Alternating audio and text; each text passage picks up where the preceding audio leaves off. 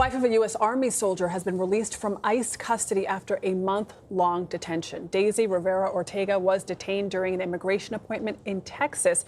She is married to Sergeant First Class Jose Serrano and has been in the process of applying for a program to protect military spouses and parents from deportation. CBS News immigration correspondent Camilo Montoya Galvez spoke exclusively to Sergeant Jose Serrano. Camilo, what led to ICE reversing course on this? Because, you know, I know you were reporting on this from the beginning. Right. What exactly happened that led to her release? Well, the case got a lot of attention after we reported on it back in April. And also, we asked Borders Our Tom Homan, President Trump's top immigration official last week, about the arrest of Deisy.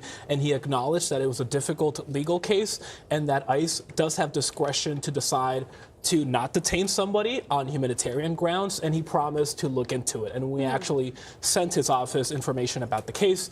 Additionally, we are told by Democrat of Illinois, Tammy Duckworth, that she personally called Homeland Security Secretary Markwayne Mullin, asking him to release Deisy. Let's take a listen to what Sergeant First Class Jose Serrano told us. When you received the call today telling you that your wife was going to be released, how did you feel? Like I say, I start shaking, my heart pounding super fast. I can't believe when they told me that. You can just see it in his expression, how emotional it was. He was deeply emotional. What did he tell you? He has served in the military for 27 years, was deployed to Afghanistan on 3 different occasions, and so the tension, the detention of his wife, he told me, was deeply traumatic and emotional for him. He has suffered previously from PTSD, and so he is very elated and happy now that she's back home.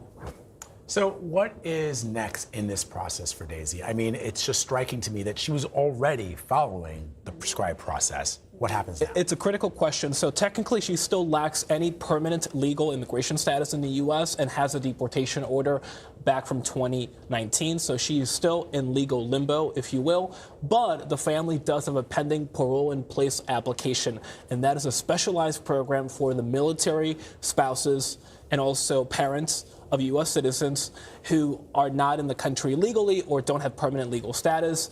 If that application is granted, she could very well get a green card or permanent residency because, again, she's married to a U.S. citizen who also happens to be in the Army. All right, Camilo, thank you so much for that reporting.